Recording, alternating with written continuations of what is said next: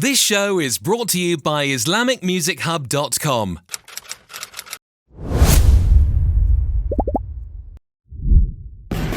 That day was like the end of the world. Everyone is trying to escape.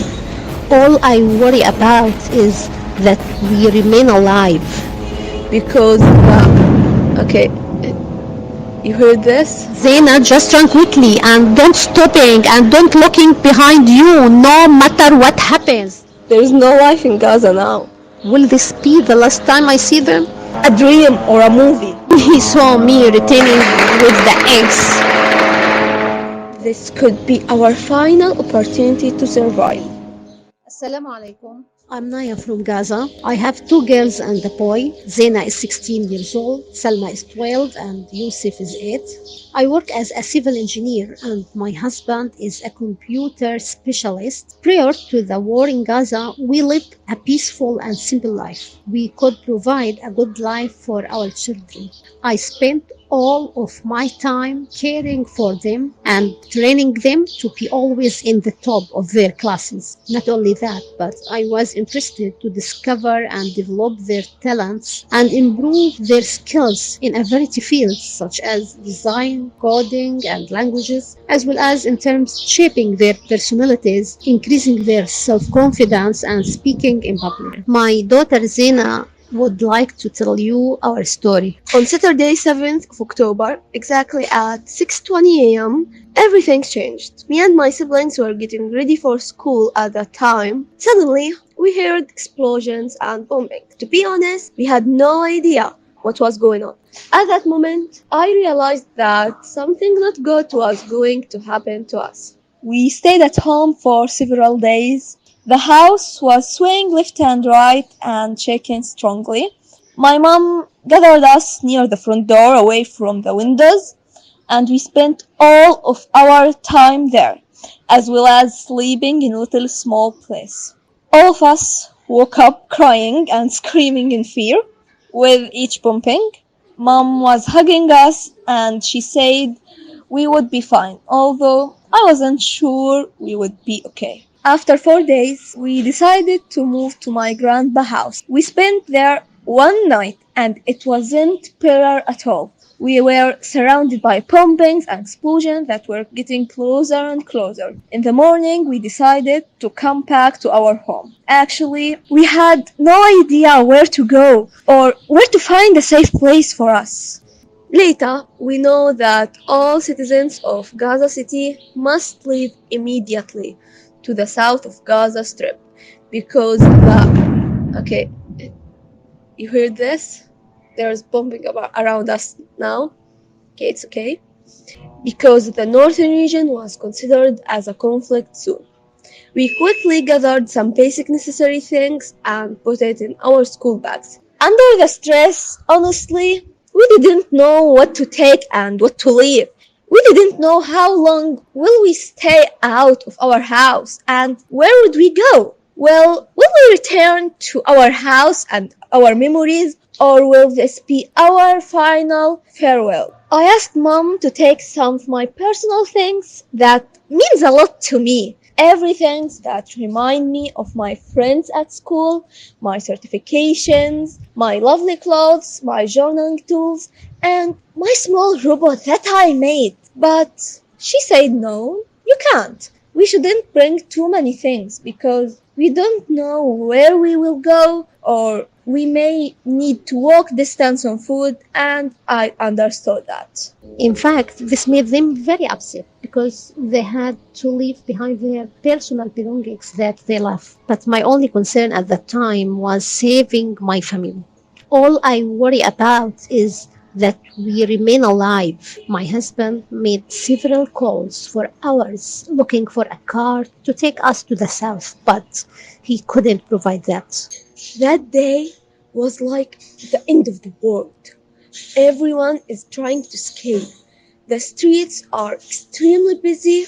As the evening arrived, the stress increased. So at the end, I just cried. I couldn't spend another night here under any condition. And this could be our final opportunity to survive. In this moment, Mom called her mother and brothers who had been moved to the south a few days ago.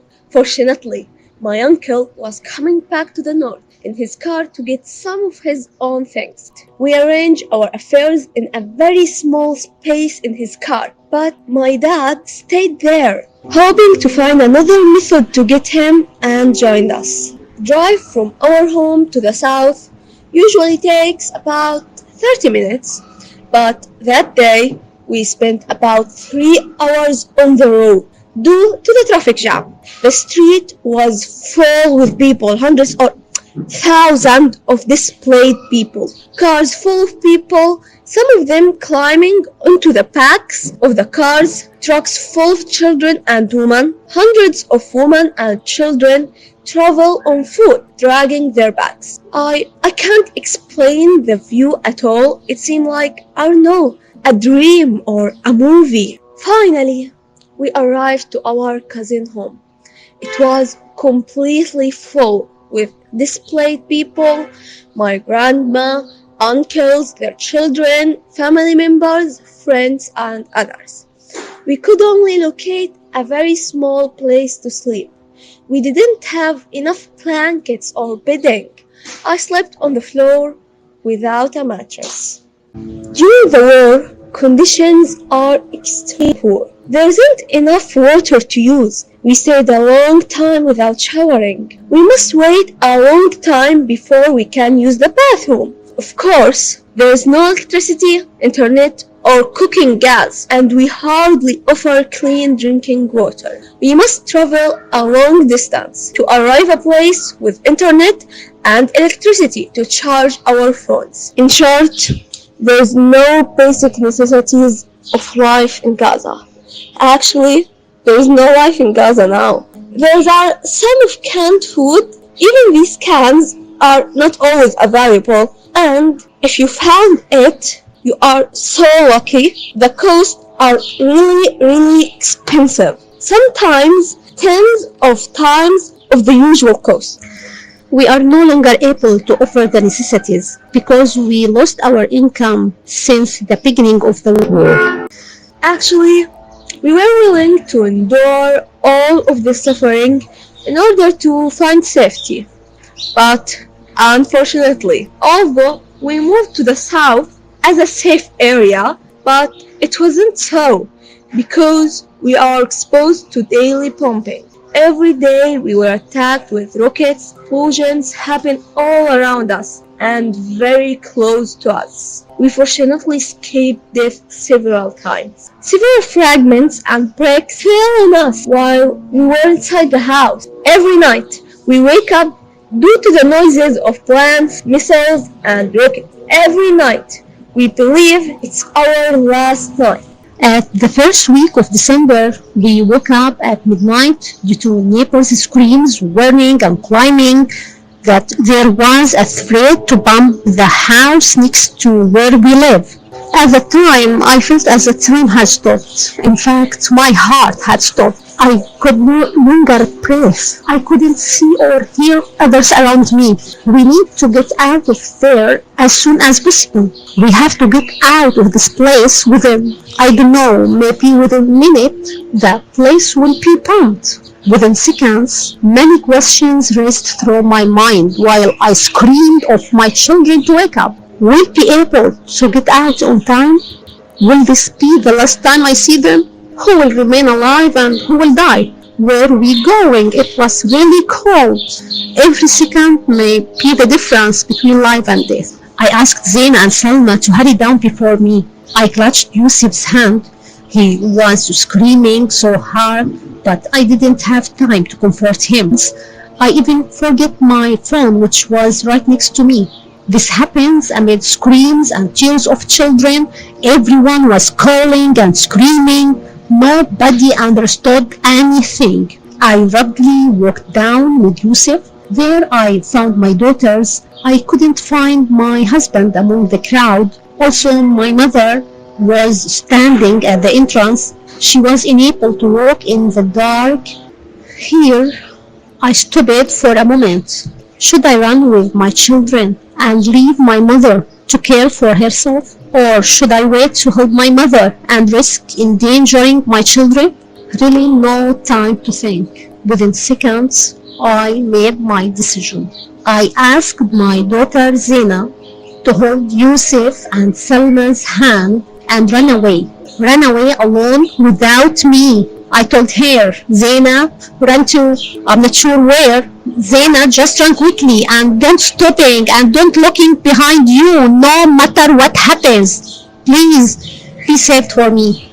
They had moved away and I stayed with mom and helped her to walk. We went slowly away, unsure if we would be able to leave in time. I was very worried about my children while they were alone in the darkness, fear, cold, and pumping. It was very difficult moments. After we had located a suitable distance away, I left my mom and hurried to find my children. I found them at the end of the street, screaming and crying in terror and cold. They believed they had lost me. I then tried to comfort them that we had moved away from danger. We okay, Mom. Everything is okay. Minutes later, the ground rocked with a powerful explosion. A big explosion. At the time, I felt as if my heart has exploded from the extreme pressure. Strong pressure followed by a suction of air as if sucking out your soul. It was very scary. The explosion caused fragments to fall down on us from all directions. Did we survive? Yes, we survived. I was very happy. We survived. But does this mean that the house sheltered us has been destroyed? Where shall we go? We didn't even take the little things we carried from our house. They remained there. We now literally have nothing. Some men ran back to the explosion site to evaluate the situation. One of them returned to us and said, "The house is no longer fit for living." Oh my God. We all hurried back to see what was remained. Everything was totally destroyed. But we had no other place to go. Where could we go? We are forced to stay here. Yes, we are forced to stay at the destroyed house and live here. We have no choice. We spent several days and weeks repairing, restoring, cleaning, and removing rubbles. To defend ourselves from the cold, we replaced the windows, doors, and missing pieces of the walls with plastic sheets. We tried to repair the water and sewage networks that were completely destroyed. We returned to live in the same place. Yes, destroyed place. Because, as said before, we had no other option. This is only one of many things that happened with us during the war. Houses around us were bombed multiple times. The last one was less than 10 meters away. Following the explosion, we found bodies and body part of children and women thrown into the street. I can't explain this, but in that day, Mom was struck in her head that day, but she was able to pass. I could have lost my family at any time. Every night, all I want is to wake up and find my family good. And when I think about return to my home in Gaza, I'm not sure if my home still exists. We know that Israeli tanks were in front of our home. What do I return to in Gaza? There's nothing left in Gaza. Our houses, our jobs, our children's schools, all gone in this terrible war.